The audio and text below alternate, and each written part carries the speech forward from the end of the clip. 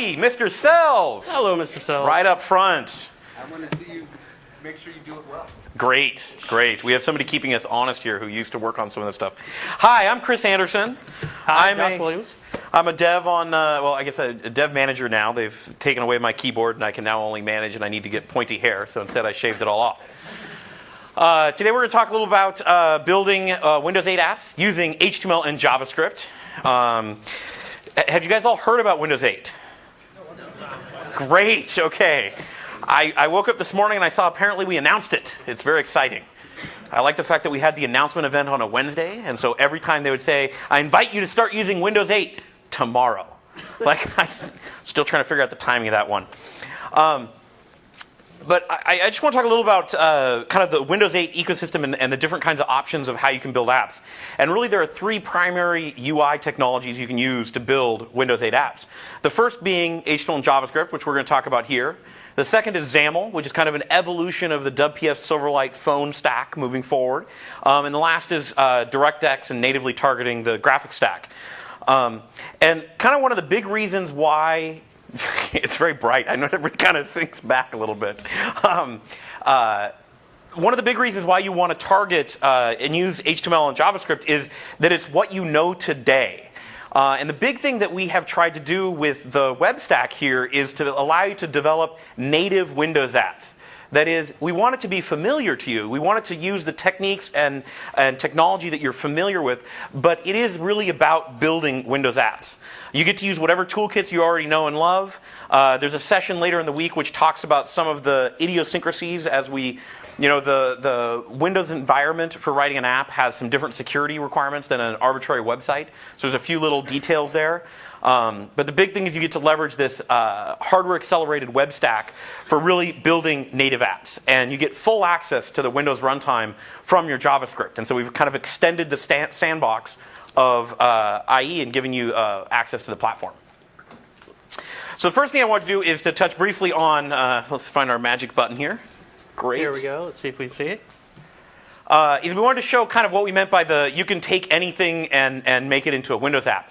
And so, Josh, could you open up the default.html? This is one of our test drive sites. The IE test drive site is unmodified except for pulling it down from the site and making sure all the links work when we run it as a local, just an HTML file.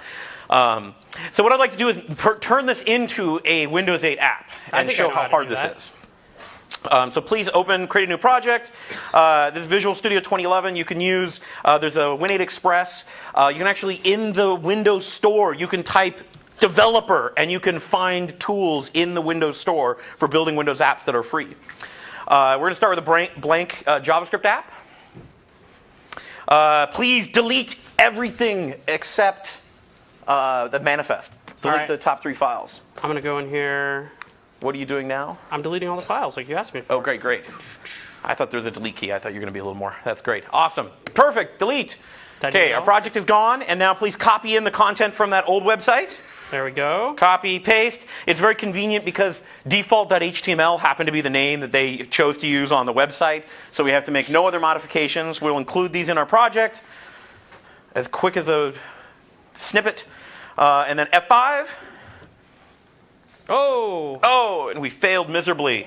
What did we fail? You forgot the CSS files. It's because I didn't delete it from Visual Studio. That's kind of why I was thinking you were going to use the VS delete key, but Sorry about that. He's new. All right. And so here's maybe not to last. Our website running unmodified as a WWA. There you Great. Switch back. Awesome. So there are some differences in the environment, though, and they're important differences to keep in mind as you build your app. So we saw that you could take an arbitrary website and bring it in, but there were actually some changes that happened under the covers. First off, there's some styling changes. The default style sheet associated with the web platform is different in the Windows web environment there. You also get a new host object, which is the Windows host object.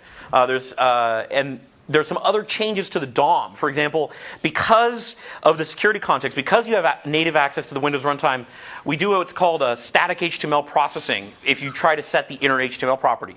So you may see references to exec unsafe local function, which is a way to work around this. Which brings us to this notion of local and web context, which when you go to build a Windows app using HTML and JavaScript, you kind of have to understand the difference between the local context, which can read and which can talk to the Windows runtime, and the web context, which is in much more the classic web sandbox. You're locked into the IE10 dock mode, and then there's a couple new protocols for accessing resources from your local package, which is the MS-AppX, and the MS-AppX Web for doing web access. So with those differences, and with this idea that we wanted to build a platform for building Windows native apps using JavaScript, we decided that in addition to the toolkits that are already present on the web, jQuery and Dojo and the like, that we really felt the need to build a JavaScript library which could embody kind of the Windows personality and let you build Windows apps with the same sort of common controls you'd expect to find in any of the modern UI stacks. So we have some base utilities, some things like a style sheet that looks exactly like the Metro guidelines, that codifies the exact right point sizes for H1s and for H3s, that has the dark theme and the light theme, so it's really super easy to get that look and feel. We have a set of utility libraries like the promises library classes. We can do DOM queries, kind of all the classic base infrastructure pieces. We have some work to do with the app model. So in the web platform, you're used to using the DOM content loaded as a way of signaling that your app's ready to run. In Windows, there's an app lifecycle that involves shutdown and suspension, the ability to listen to different kinds of activation messages, and we've routed those through an object to make that easier. We have some data pieces, the ability to do binding and lists, controls, animations, which really this is just a way of taking those Windows personality animations, giving you a very simple library for accessing them. And then, of course, the thing that people most readily identify with WinJS, which is the personality controls, list view, flip view, app bar. This is an eye chart, which you guys can all read later when you get the slides and try to diagnose it, but really it's just going through the major sets of pieces. And the thing I'd like to point out on this is that these are all intended to be independent toolkits. So one of the things we see a lot in the JavaScript community is this idea that we mix and match libraries together. We don't just use jQuery and nothing else. We'll tend to put in, well, we really like mustache templates, but we want to use jQuery for DOM operations, and then, I don't know, some crazy promises library or something. When we built this, we tried to take that into account and say, you know, somebody may want to use that list view, but want to use mustache templates in the middle of it. And so we tried to build these libraries where they're fairly isolated and fairly independent toolkits. And so this grouping is kind of a logical grouping, which is a way we think about these pieces and how they can be used together. And so like binding is an independent thing that we think of as something that you can choose to use or not to use, and really want that to be a point of flexibility. The thing I want to spend most of today on is kind of a code walkthrough of the JavaScript library and kind of what we can do in WinJS. So Josh, if you would, let's switch back to code. Let's do it. Fabulous. My cheat sheet up here, just in case I forget. I work on JavaScript, right? And some other stuff. Okay, great. So let's create an empty project. New project. I think we can do that. Fabulous. All right, here we are. So what I'll do is just empty out the content of default.js. Great. And as every good JavaScript programmer knows, you must have an anonymous function which encompasses all of your content, because any free-floating JavaScript would be considered impolite. Yes. And that's the last thing you want to do. The first thing I'd like to talk about is this core toolkit, this base set of libraries that we have, kind of the simplest sets of things.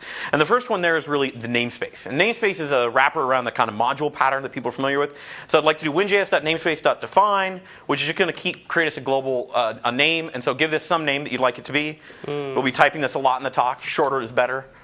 Great. Some awesome. Creativity flows from your fingertips. It does. Every time I type. The first function let's define is an ID function. Let's just alias the document.getElement by ID. So ID function, take an ID, and return document.getElement by ID. Great. There you go.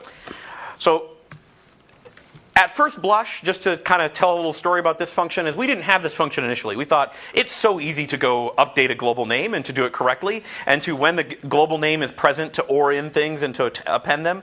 And it turns out there's enough little subtleties of when you should do it and how you should do it to avoid order dependencies, to do the namespace pattern right. We actually found that it turned into as we had more and more developers start writing this, we actually found this to be a pretty useful abstraction on top of it. And so we have our name, we can use it. Let's go in and get an ID. All right. Well, So- you need to go make an ID. That's fine, yes. Let's create a div, give an ID. It's a very exciting thing, my div. Fabulous. And what we want to do then is, the next piece in kind of the base toolkit is the app object.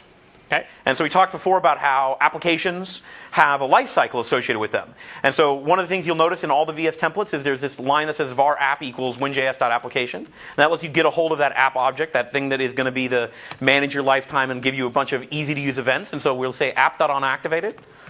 We'll create a function. And so this is going to fire after your app's been activated, your DOM content's been loaded, your splash screen's been getting torn down. It's still up. When you complete this, your splash screen will go away. And so it's a fairly important event in your lifecycle. So let's just grab that ID, or grab that element. So var my div equals sum dot. You gave it the name sum. That's your fault. I did. And set the text content of that, and then away we go. We have to do one last thing, which is called app.start. You have to finish typing. Turns out. Great. I'm excited. We have this app.start method so that you can get your object set up and you're guaranteed that none of those events are going to fire until you call start. And that way you don't run into race conditions where like you set stuff up and you yield to something because you need to do asynchronous work and you end up having the events fire in an unanticipated order. So let's run. Let's make sure it works. F5. Yay! That's very, very tiny text. We should fix that. Very tiny text. But let's go do that with, let's create a class to fix that. Great. One of the things that we have is, in addition to the namespace, we have a class module. And this is the ability to define a constructor function. And again, constructor functions in JavaScript are fairly simple.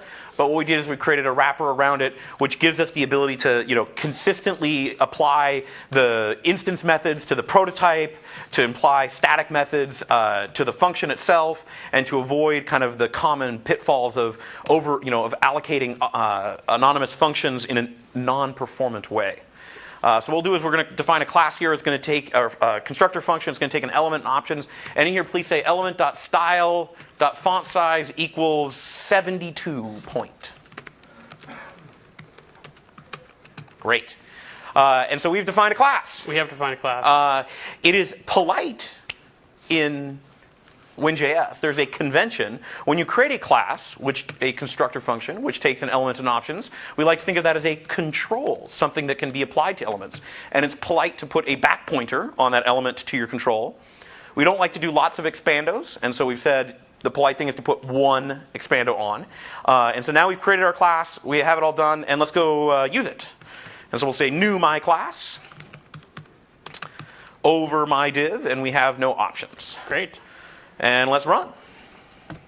Hey. Yes. This should be not exciting at all. Is everyone not excited yet? I'm excited. Okay, that is all very, very boring, mundane stuff, which is what you expect in the base library. Now let's do something slightly more interesting. I would like to make this into a declarative control. Oh, uh-oh. Which I have heard rumor that this is a good thing to do. So let's go add data-win-control to our div.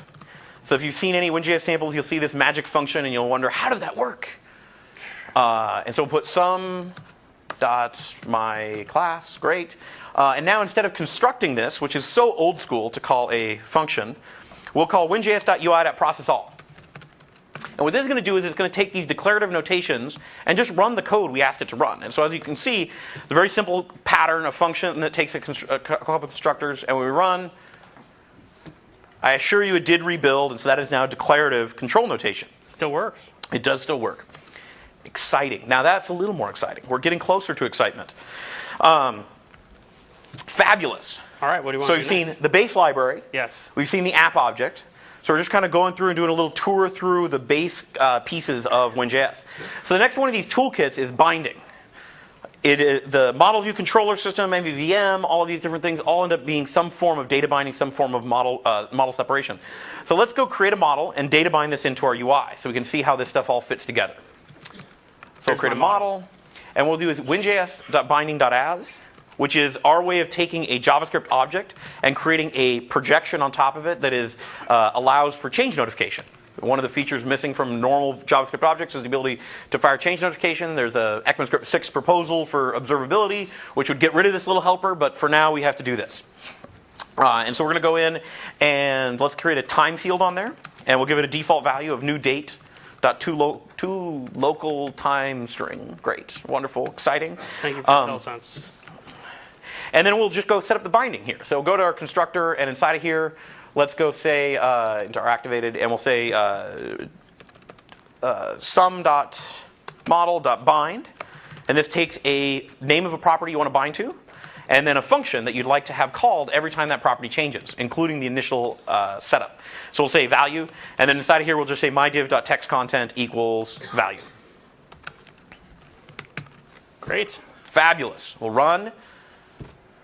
We have a clock. We have a clock. We have a clock that is right exactly once a day. Except on, daylight savings days maybe. Yeah, but we got daylight savings time is not for a couple of days. We're fine. Great. So let's go back and make this tick. Okay. So please go add a set interval.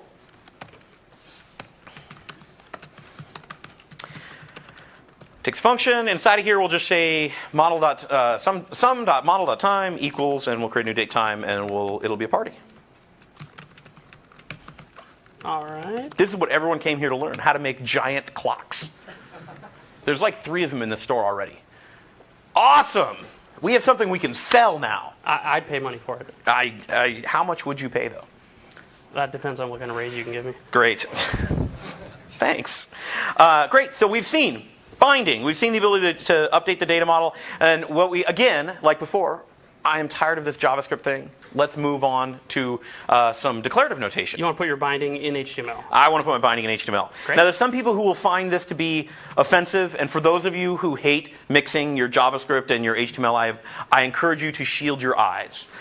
So what we're going to say here is text content : model.time?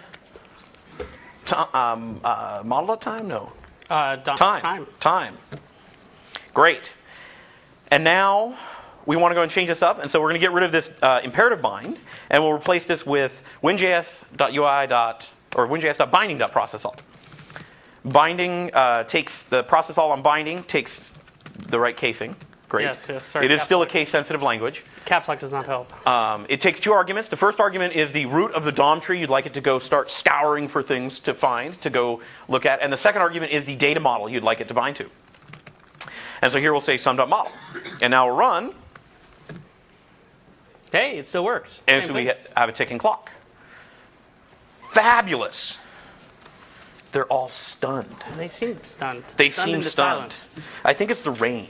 They're getting wet and melting. Wonderful. So we've seen binding, we've seen the models, we've seen the app object, we've seen the base library. The kind of last major piece of functionality in terms of this core set of libraries that we really saw that was a problem when we started building these SPA style, these kind of large applications written in HTML and JavaScript, is the ability to compose HTML together. So, namespaces and classes are a way of composing JavaScript together in a way that has a structure that you can reason about it. And what we really needed was a way of doing that same sort of technique on the HTML itself. And so we have the concept we call pages, which is the ability to kind of demand load and then compose together HTML from different documents. And so, Josh, let's go add a page to this document, or to this app. So I'm just going to go to add new item here. I'll select a page. I'll leave it named page. Great. Very exciting. Let's delete all that icky content. Should I put something in here? Yes, something in here. Anything you'd like. Great. It's very exciting. That is the simplest HTML page I can think of. And now we want to go, and we're just going to add this into our document because we're doing this exciting clock app. And so what we'll do is winjs.ui.pages.render, and this takes a URI of the page you'd like to load, which in this case is page1.html, and then an element that you want to splat this content into. And what that's going to do is behind the scenes, it's going to go load up that HTML content, get a DOM for it, and then splat it into the page. And if we run, we should see this is my page get added. Yay! There it is. It's very, very tiny, but it works. It is. And then, great. So we have a page. We've declared it. We've injected it in. The next thing we want to do is add code. So we've seen the ability to go in, and we started with this element. We went some programmatic code against it, and then we used the WinJS class define combined with the UI declarative processing to allow us to put code behind an individual element, the ability to customize elements and create controls that can be reused. What we want to do is a similar thing with this page, which is there may be logic we want to associate with the page. And so we're going to declare a page. So we'll say winjs.pages, UI.pages.define. This is a lot like class.define, right? It's a lot like class.define. In fact, we'll look at something that will make it be very obvious. It's very like class.define. So page.html, and then we're going to give it a set of members. So why do I have to give it this URL? So the URL, that's a really good question, Josh. That's an excellent question. Thank you. You're welcome. We give it the URL so that we can find the HTML content. So we can unify this definition of the HTML with the request to render it and get those two things bound together. So here we're going to define a set of members. So in the same way that class.define allows you to define members on your constructor function, this lets you define members on your page definition. And so here we're going to handle a well-known event called processed, which is called when the HTML has been rendered and has been declarative processing has been done against it. You heard me before say that we try to make all these toolkits be fairly separable and that they're relatively isolated. The two cases that kind of violate this rule are pages, which bring together declarative processing with constructors and puts those together, and templates, data templates, which bring together binding and declarative processing. So in this case, let's just set the background of this to be red. All right. So element of style of background equals red, and that's the element that represents the rendered page. And so now we should be able to run. And we see the page takes up the whole screen. I wonder why that happened. We'll just pretend that only the little line got turned red. All right, moving on. Moving on. We're going to walk that one off. It's okay. We haven't shipped yet. Oh, darn it. I actually know what that is. I'm pretty sure we know what that is. Great. Awesome. So we've seen pages, we've seen declarative controls, we've seen binding, we've seen the suite of toolkits that we have here, with really only one major exception. So this has been all kind of a little tour through the lesser-known parts of WinJS, the bowels of WinJS that allow you to build class libraries and controls and kind of the workhorses of binding. And really, when we come to building great Windows 8 apps, it's a lot about these three things in my mind, which is personality, plugging into the Windows personality, the silhouette of Windows, the list view, the app bars, the semantic zoom, these kind of, these core controls that define the Windows 8 experience, the contracts, the ability for apps to contribute to the system overall. Josh likes to say that, what's the quote? It's your system gets better the more apps you have. Yeah. So I love that idea that as you add apps, search can find more content. As you add apps, there's more places to share to. As you add apps, the system gets better, the tiles get, you get a lot of live tiles, etc. And then finally, we all like to make money. We like to get paid. And so integrating with the store, having a way to monetize your application is another one of the core principles that we think about when we talk about building great Windows 8 apps. And so let's go and add some personality to our app. Right now, it's a fairly scary, boring, big red clock app. This is true. And what we want to do now is we're going to start by going to that page and adding some more content to it. Great. So what we want to do is we're going to make this be a kind of more Windows 8 style app. We're going to use the data win control, which we learned about earlier, and add the list view to this. There we Great. go. So we have a list view, and let's go define a model. So before we had that simple time ticker model, and what we're going to do here is we're going to add users. And users are going to be a list of people. And I will not try to type everybody's name in the room or make Josh type it either, but we'll add some folks. Binding list.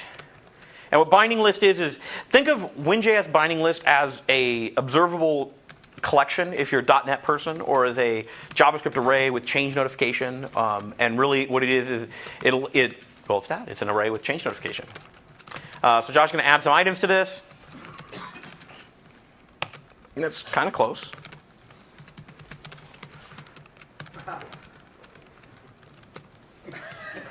There we go.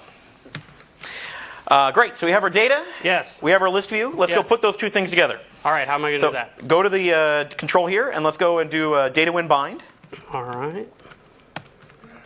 Data-win-bind, and we'll bind to the win-control.items data source.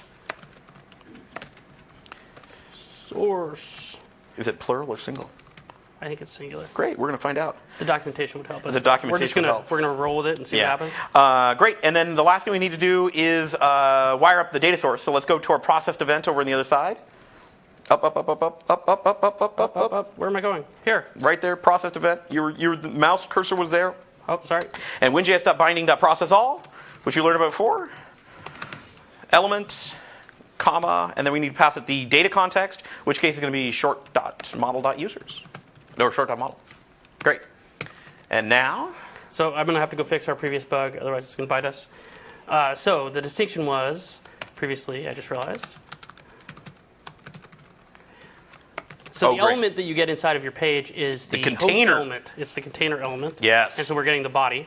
And so now if I do what I just did, we're going to bind the body twice. Let's not which do we that. don't want to do. So let's say body.append child, and let's give it this guy. Great. So now we'll make a little free-floating container. Some dot. Yes, I typed. Come on, you guys are supposed to be our IntelliSense. Whew. You have a job. You're the audience. When you see errors and typos, you have to yell and make fun of us You for can not throw being things. right. Okay, great. right. So we have our list view. It looks like a list view. It looks like a list view. It selects like a list view. It looks like a really bad list view. Those are some big check marks. Well, there's some big check marks. So let's make it a little prettier. All right. Let's go add some styles. Okay. Styles. We've heard of this CSS thing. We can open it up even. Let's open it up again. Let's add a style to our item.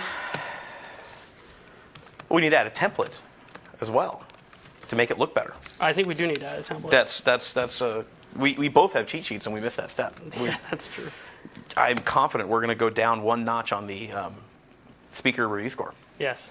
All right. So let's add a template first. Great. How about that? So let's go in. Let's add a div.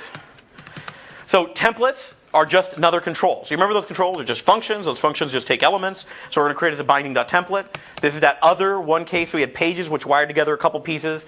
Template binds together a couple pieces of binding and declarative processing. And so we're going to add a div in here with a class. And I'm going to put another span or name or something in here. Data when bind, your window of creativity. Oh, thank you very much. Text content to name. And we're probably good.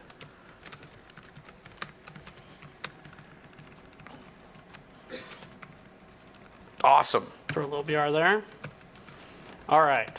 So we got a template which has some content. That content is going to be data bound to each individual item. We're going to stamp it out multiple times.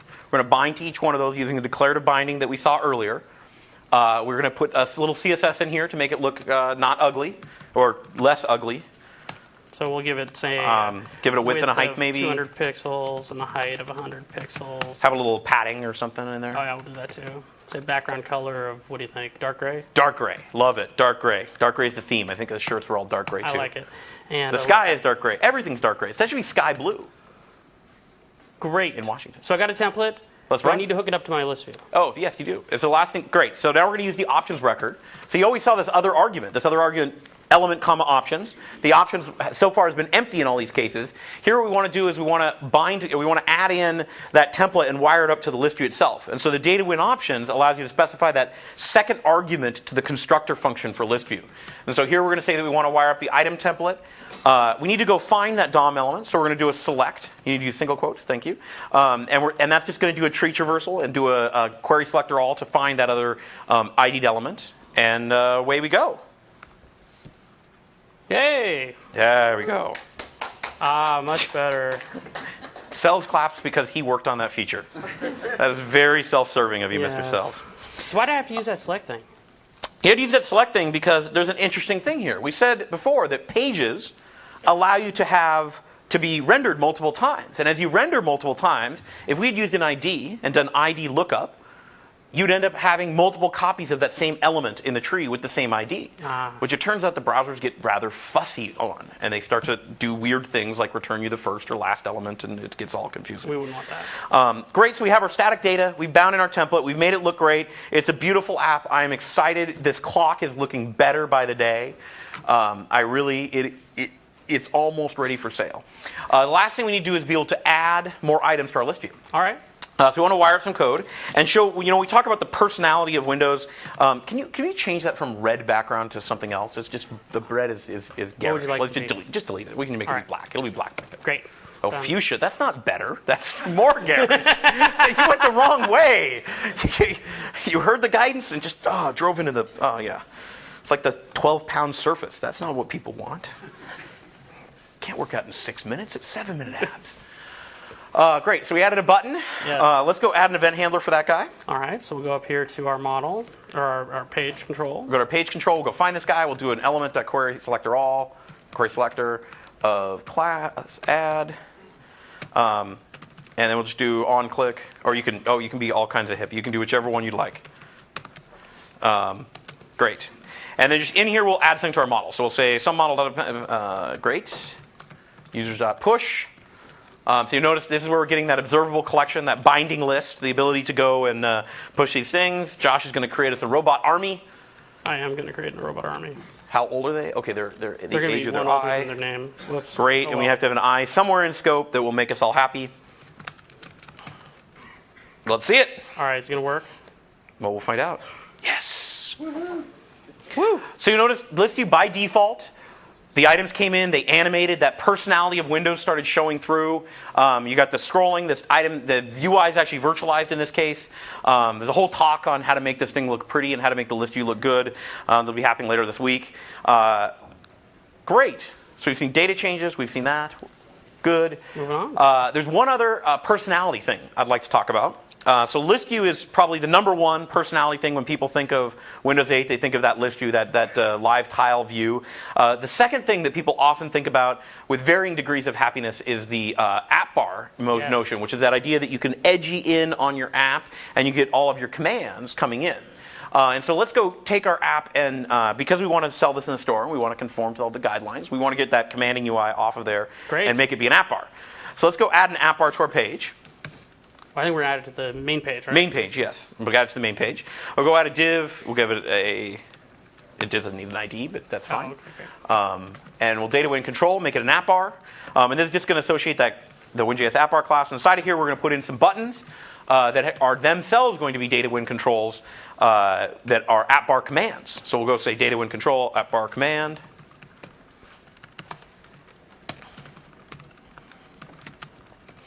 And what we'll do is, in the options record, we'll specify a few options here. One of which is the icon. Okay. And there's a set of icons. There's a set of stock icons included in the Metro, or in the, sorry, not Metro. Dun dun dun. Did someone call HR for it? All right. In the Windows 8 App Store personality font known as Sago UI symbol, and it will be an icon of add. In the awesome apps you build for Windows 8. In the awesome apps you build for Windows 8, which can never be abbreviated to anything shorter than Windows 8 apps for the Windows 8 App Store. And then we'll have a tooltip, a label. These are all good things. Give it any command you want. Excellent. And add a robot to your army. And we're good to go. Oh, do we need a section? Oh, we need a section. So app bars generally have two kind of commands. There's an area for contextual commands that go on one side and global commands that go on the other. And so we want to put this in the global section. It'll show up over there and it'll automatically get sorted. And if we right-click, we see it comes up and we get our little add button. It's very exciting. Work. You missed a comma. We missed a comma. And it doesn't work. So not only did you not add code, Did I miss a comma? I see an extra comma. We have spare commas. You're always chatting me about those extra commas. Yes. I think it has a tooltip. Let's see. I think it has a tooltip. Aha. There you go. So it works, even with the extra comma. So let's go convert over from using that button to using the app bar thing real quick. Great. So just copy the code out of the constructor. We're going to get rid of that app bar since it is evil. And then we'll go add an event handler to our function down here. We'll just go query for the, what'd you call it, the ID'd add. Oh, very clever, very nice, very convenient. You made the same thing. And then delete the app bar from the button from the page. All right. And then I think we now will have a fully conformant Metro or Windows 8 style app. Oh, we did not. Oh, element. I didn't do it. Document.body. Great. Boom. And moment of truth. I can even do it with my finger. Wonderful. Fabulous. So Windows 8 personality, we saw.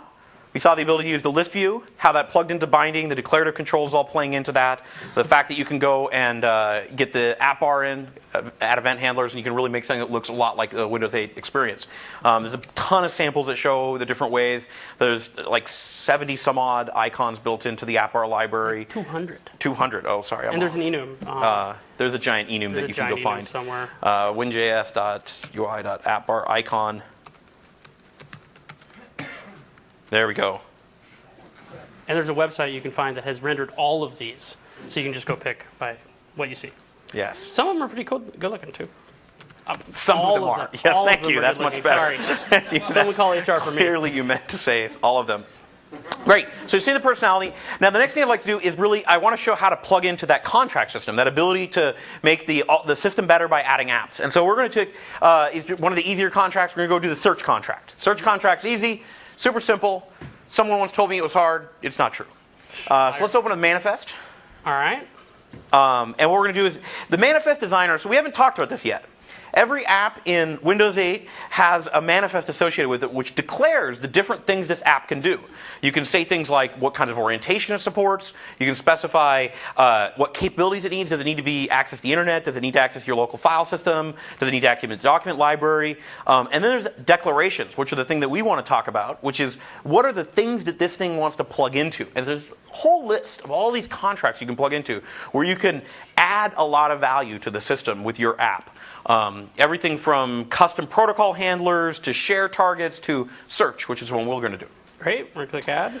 In this case, we're just going to route to our existing page, so we don't need to do anything else with this. We're done.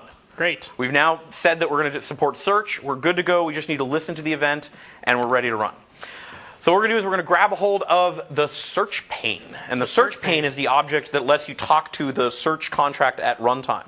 Great. So we're going to say is the app model dot search pane dot my favorite method in the entire WinRT, get for current view. Yes. And if anyone can explain why it's called get for current view, that's awesome. I saw Sheehan outside. Sheehan's outside. We can blame him. Great. So we have our search pane, and what we want to do is listen to the query submitted event. So you can see this is really easy. Shows up as another JavaScript object. We talked before about how when you're running in that local context, remember we said local context and web context, when you're running in the local context, there's a new host object available to you called Windows. And that represents the Windows runtime functionality. So this is a place you can go find lots of crazy stuff you can do with Windows. You can find the file system and the security system and storage and media and all sorts of crazy stuff.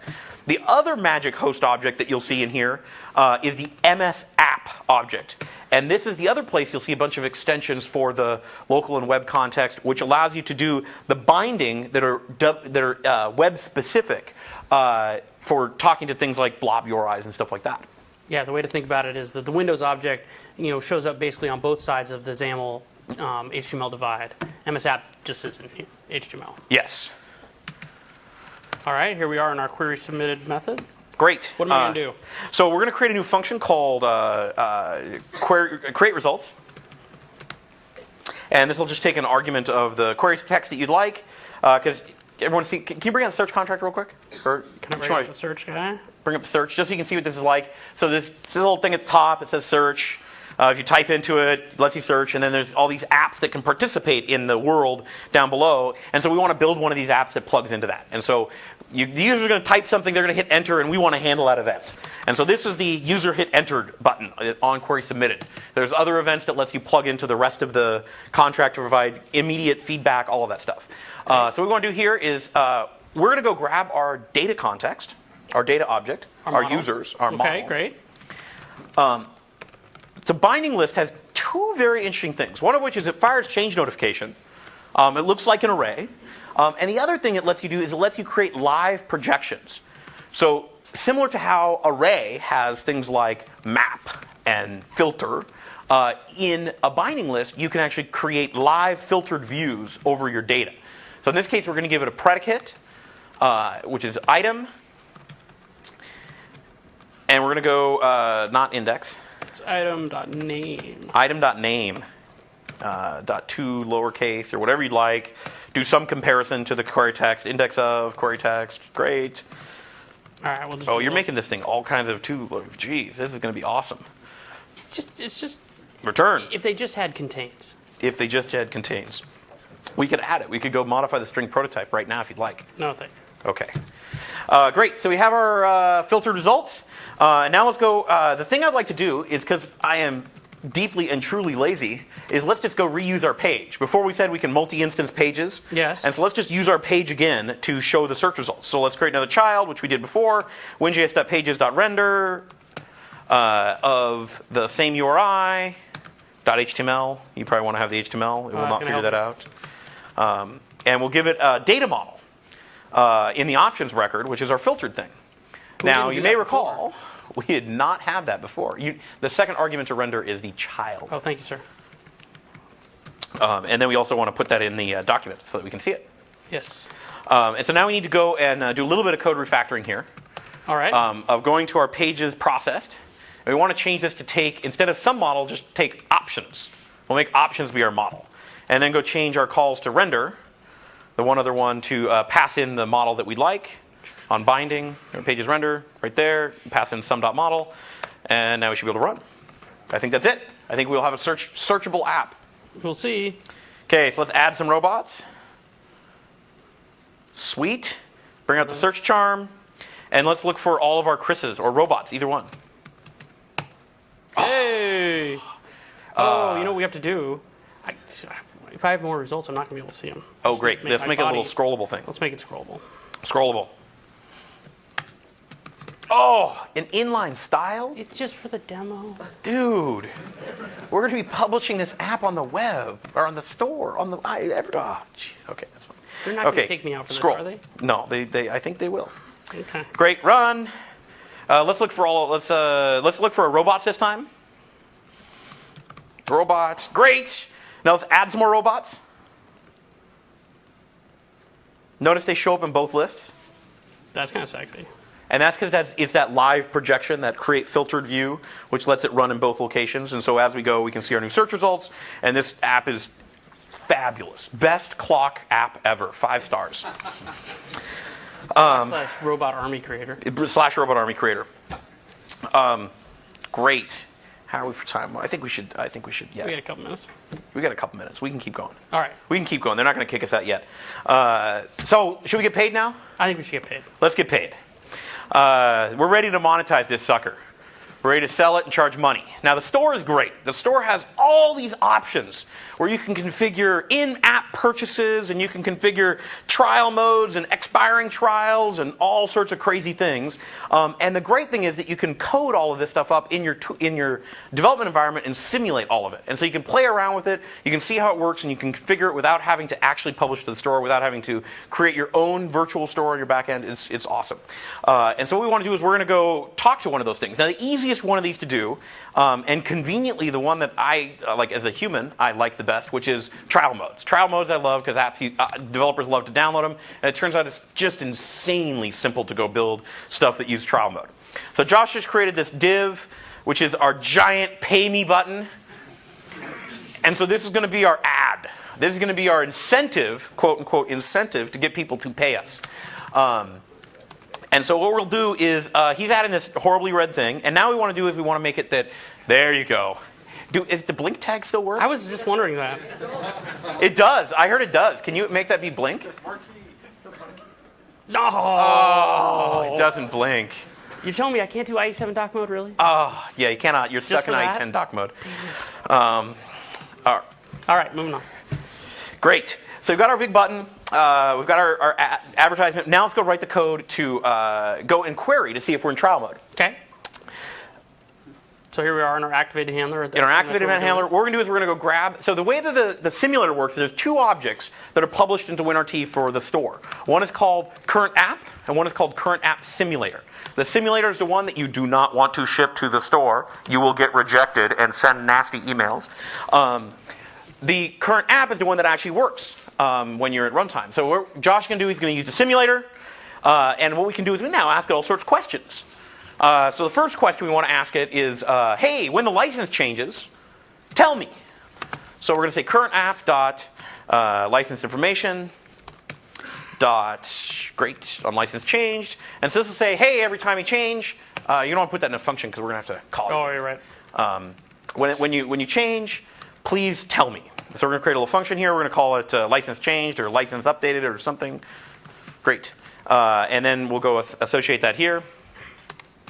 And then what we want to do in here is we're going to ask some questions of the license. So we're going to say if current app dot license information dot is active, which says, hey, do you know about this thing? Does this guy have a valid license at all? Is he a good person? Has there been no errors? Then we're going to say if it's not trial mode.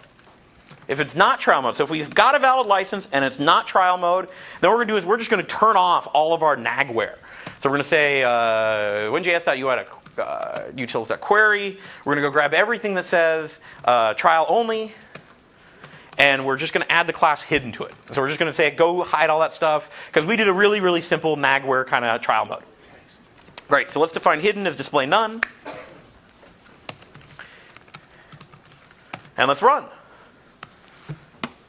Great! I still need to be paid, Chris. Well, you click pay. It's not a... It's not a button. Oh, okay. We got to add a button. We got to make it that you can pay me. All right. We said pay me, and now let's make it pay me. Now, of course, we know everything should go in the app bar. So let's go add something to our app bar. Great. And let's clone a button or create a new button or however you'd like to do it. And let's create one that is called Pay Me. Icon should be shop. Of course, there's one. Give it a label. Pay for my robot army. Great. Robots don't work for cheap. They do not. And great. And then I think we just need to add an event handler there, right? I think so. So let's add an event handler for pay me. And what we'll do here is we'll again go to that current app simulator and we'll say, hey, request app purchase. And this takes one argument, which is whether or not you want a receipt. And in this case, we don't want a receipt because we're not going to tell the user. And we're going to run. Awesome. Now let's pay.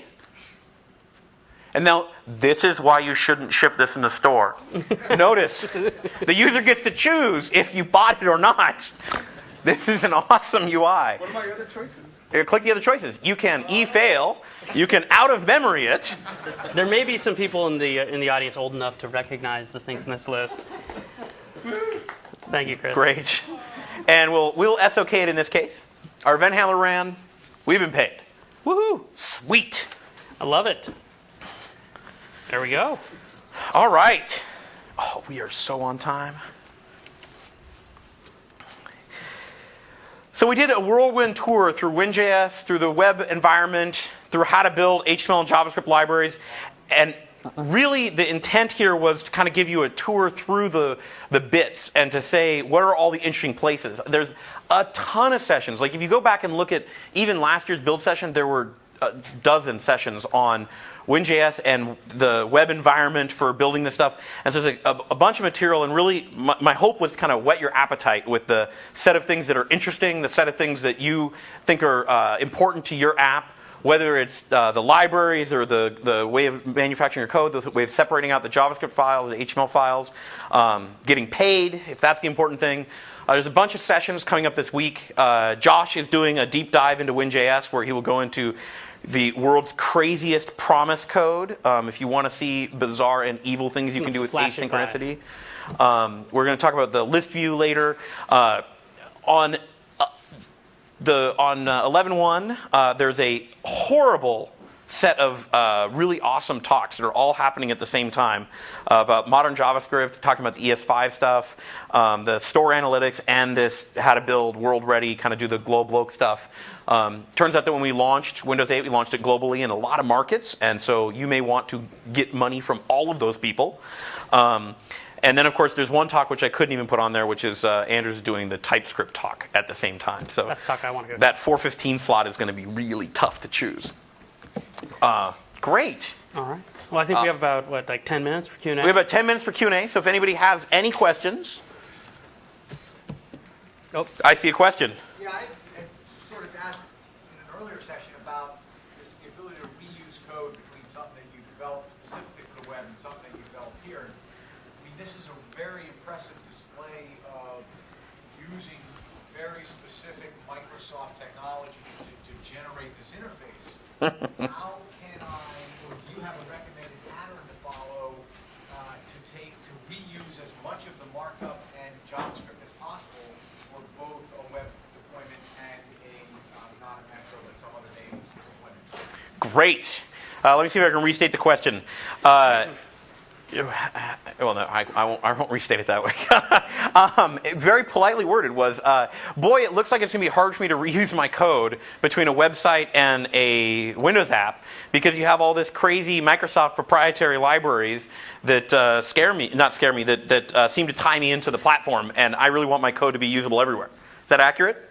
Yeah, although I get, yeah, it is, but I Great. part, because I can envision working around that. It's the markup part that was more specifically of concern. So the markup. So there's two interesting things about the markup part. So on one hand, it is just standard JavaScript and standard CSS. So there's a lot of options about how you can manage that. HTML and HTML. We were very careful to try to use the data attributes and conform to the HTML5 standards. The way we do the control wire up is very simple to implement on top of jQuery, on top of any of those things. The kind of my mental model for how to do that is I think that there's one thing which is the Windows 8 look and feel in your Windows 8 app and how you make that work, and how you share a bunch of your JavaScript logic, and how you can factor your app into kind of a model view controller type system or an MVVM or whatever one you like, so you can reuse the most amount of your code. Which I think those are kind of the main techniques there. And then the question becomes is, well, what if I want to build a Windows 8 style website? I want my website to look like a Windows 8 app. And that's something which is, at the moment, I don't have a great answer for. I think that's something where we definitely want to hear more feedback on how often people want to have their website look like a Windows 8 app in terms of what we should be doing in that space, and honestly how you think we should do it. We don't have a great answer right now. So I'm sorry, but that's kind of where we are. I think it's in general, factor your code, reuse your JavaScript libraries where possible, and that's the answer. Yeah, I mean, to be clear, though, I think there's a session later this week on jQuery in this environment, and it works really well. There are some gotchas that you have to work around, but in general, it works great. And most of the major libraries can be made to work in this environment with minimal pain. And I think it really does come back to some of the stuff Chris is talking about where, we showed you in the beginning, dropping a website in and running it in this environment can be done, and you have to start answering questions about how do I want to change my look and feel, if at all, for the Metro environment. And then things like, okay, great, I have to sign up for suspension so that I can come back from activation correctly and things like that. And there may be some shim you have to write to make that happen. So that's actually a very good answer, which is that I haven't missed something obvious here. No. We'll have to figure it out. Yeah. Yes. And there's great. Next question. There's a session on jQuery on Friday. Friday's the jQuery session. Great. At 8:30. 8:30 a.m. A.m. Wow. Woo! It's a developer conference. Watch the and that's video. after the attendee party. Isn't the attendee party Thursday? jQuery is awesome. Come to the session. It'll be great. Question up here. So you guys mentioned that ECMAScript standards are going to be evolving. You're going to be evolving WinJS when that solidifies. What do you think the upgrade path is going to be, and would it be backwards compatible once you do version WinJS? So with the evolving, let me see if I can restate the question. With the evolving standards around ECMAScript, with WinJS itself versioning going forward, what's the upgrade path and what's the back compat story for the library or for your app? So let me first talk about the versioning story around the WinJS AppX package that we have. So WinJS itself is a store-delivered Windows component. And so it comes down with the store. As it gets updated, as we service it, as apps depend on a new version will get downloaded to the user's machine. And so the promise we've made there is the same promise we've made with all Windows components, which is we effectively guarantee compatibility. We do app compat testing. We're in a very interesting situation where we have the WinJS team's a rather small team, and we've been doing our own servicing. So we've already done several little minor servicing events up until now, and we've gone through the whole process of delivering multiple versions to the store. And so you've actually already been updated 3 times through the store for a new version of WinJS. But it's our goal there is always compatibility. So we do app compat testing, we do all of that stuff. And so that's kind of the servicing story. So Microsoft.winjs.1.0.appx, which is the name of the actual library that is in the store, will now and for always be compatible with 1.0. As we move it forward, it will always be compatible. That thing will stay the same. It will have the same set of functionality. There will be, at some future point, if we ever do another release of Windows, heaven forbid, which I know is an unlikely idea, but if we ever did a new version of Windows and we added new code to WinJS, we would have a new name for WinJS. That would be the new name for the set of things. And so by that, we get side-by-side. So you can think of it more as the DirectX model, or actually the same as jQuery, where they do new numbers and new versions. And some people link against I always want whatever's the current version, but that's pretty rare in websites. And so that's kind of our story, is that as we move forward, there'll be a side-by-side version that will remain compatible. Yeah. And generally speaking, we don't think we'll be dramatically impacted by, the ECMAScript stuff is... The ECMAScript and things like that. Yeah, the ECMAScript in the end, we're just a standards-compliant JavaScript library. And so, JavaScript has to worry about evolving itself and maintaining backward compatibility with all the libraries. We don't have to be compatible with JavaScript. JavaScript has to be compatible with us. No, I'm kidding. That's just kidding. Just kidding. It's kidding.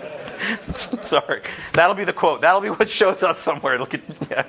Better you than me. Do we support IE6? No, IE10 dock mode. Didn't you see that? We force IE10 dock mode. It's great. Any other questions? Oh, all the way in the back? And then I'll get you over here.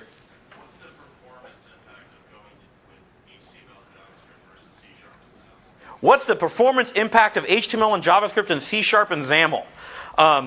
Well, they both have performance. The relative performance, the absolute performance, there's all kinds of crazy questions we could talk about there. I will say in our experience, HTML and JavaScript versus C# and XAML versus C++ and XAML versus native DX apps. Let's talk about those 4 general classifications of apps. In general, the app design impacts the performance far greater than the choice of UI library or implementation language.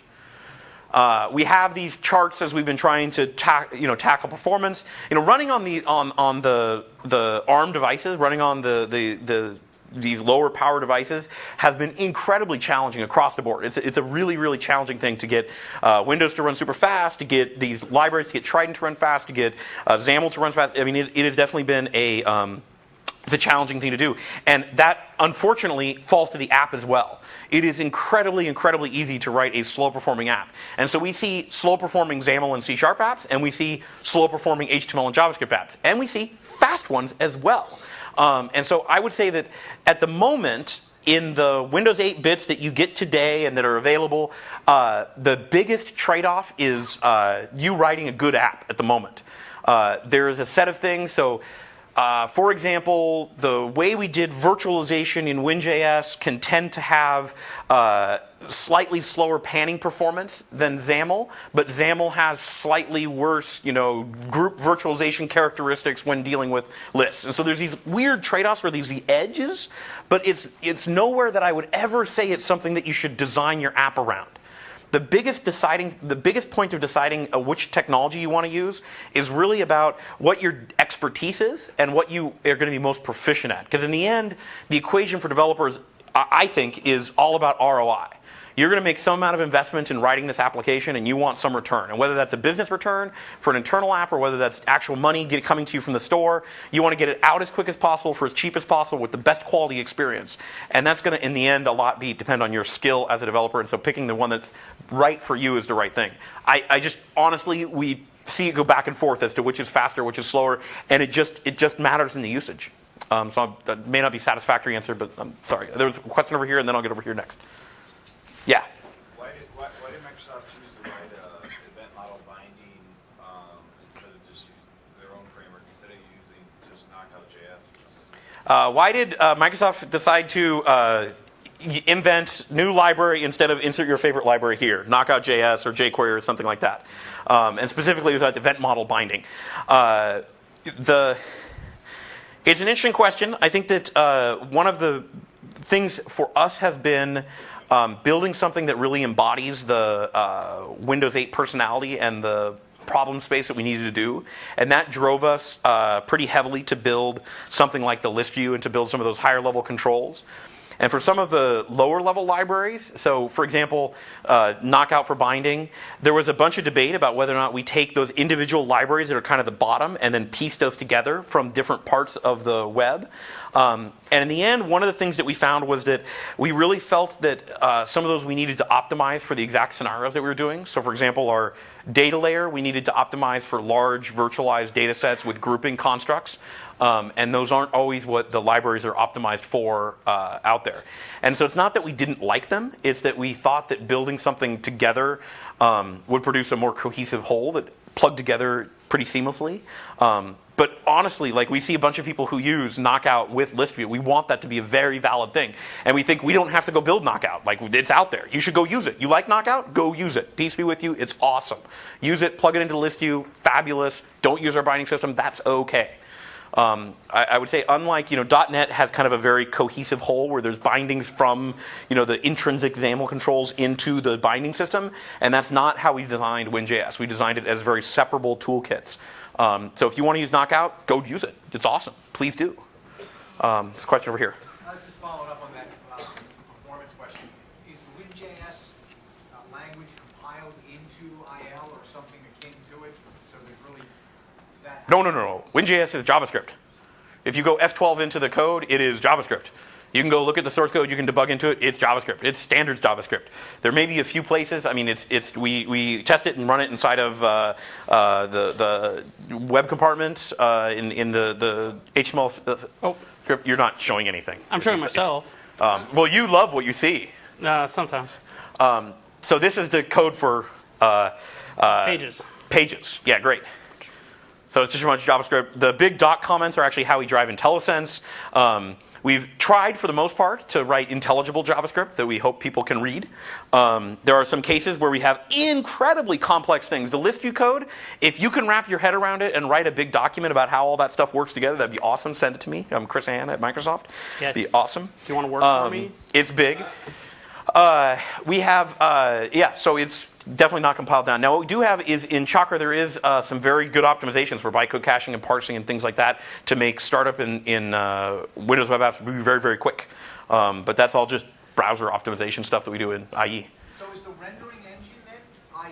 Yes, rendering engine is Triton. It's HTML, MS HTML. It's the web platform. Well, it's interesting. You browse right over that, but I think that's actually one of the interesting things to talk about performance that we were able to take advantage of in this context absolutely. inside Windows is we actually do, because all of the content that's meant to be loaded in your app comes down in an app package from the store, we are able to actually bytecode cache the JavaScript. So we actually do pre-parse it, and we store that representation on the disk. And then when it comes time to actually load some JavaScript, we don't have to run any parsing. We just kind of get a pointer into a byte stream of the trees. And so that's one of those things that you can't do on the web because you may not have ever seen anything before. But in the case of an app, we're able to take advantage of that to make an experience even better. Great. There's a question over here. Are there plans to allow this to work on the Windows phone? Are there plans to allow this to work on the Windows phone? Next question. I can't speak to what the Windows Phone team's plans are. But it doesn't matter, right? I can't speak to what the Windows Phone plans are. Windows Phone 8 has IE10. This is HTML and JavaScript. I don't know how those guys work together, so we'll see. I've never seen a browser. Anyway, Mr. Sells. Josh, if you scroll up a little, If I scroll up. you have the mydiv equals sum.ad mydiv. Yeah. I'm curious why you wrote that code since it works just fine without it. Oh, why did I write this code instead of relying on IE's? Auto ID propagation. Right. Well, You don't even need that, right? No. Just say, Yeah, you're right. yes. So I turns know out- Chris. We all know Chris. Everyone in the audience may not know Chris, but Chris has he's never presented before, so I just want to give him a little tip, which is sometimes you pick an artificially simple scenario to demonstrate a point, so we can show the namespace stuff without having to do it. yeah, but you don't need that line of code. No, I know we don't need that. Oh, I understand see that. what you're saying. It's a It was a pedagogical You know, tool. someday I'm going to start. Yeah, classes. you should write a book. I should. Yeah, it would help. his book's available for pre-order on Amazon. Yeah, it is actually. Sorry, as we divert the last. Anyway, But to any other actually questions? answer your question, you can very easily alias those names in JavaScript, and JavaScript wins. Yeah, Well, I get that. And so this is more predictable. yeah. Great. One question here. Why did your little graphical demo in the beginning drop from like 60 FPS, like hitting the VSync map, drop down to 20? Yeah, I noticed that. I don't know. I know. Oh, you do. Great. I was running it under the debugger. Oh, great. So, it turns out run it Chak- under outside the bugger. It's, All right. it's in your. It turns out Chakra. No, it's in your app. Go to your start menu. You Oh, really it is ran in that. my- You did this presentation without power. Wow. I don't know. Is it this About one? Being a presenter. No, it's No. not that one. I didn't. Oh, did I name it? No. Okay, go back. We're F5 in the tool. You can find it better. Website. There you go. Turns out yeah. the debugger slows things down. Yes, I believe. Sorry about that. There was no trick up my sleeve. Chakra It and was the okay. debugger does no jitting for its Yeah. JavaScript. Great. I think we have time for exactly one more question, as long as it's less than 6 seconds long. Next question. Anyone? All the way back. Are toolkits like Dojo supposed to just work fine in the app mode? Are toolkits like Dojo just supposed to work fine in the app mode? I would recommend you go to the jQuery talk on Friday at 8:30 a.m. Because Dojo may or may not work. I haven't tried that one myself. There are specific limitations and some in the environment, in the web environment, which cause certain toolkits to fail. Most likely because of the way that they do inner HTML processing, because we do that safe HTML, that static HTML validation. And so that's the one that we've found to be the most tricky. And so we've been working with a bunch of either we have guidance on how to make apps work in that environment, or also talking to the toolkit vendors about how to make their apps work in that environment. It's just a few little security quirks that we have to work around. But in general, yes, absolutely they work out of the box. Great. Thank you very much. Thank you. Enjoy the rest of the conference.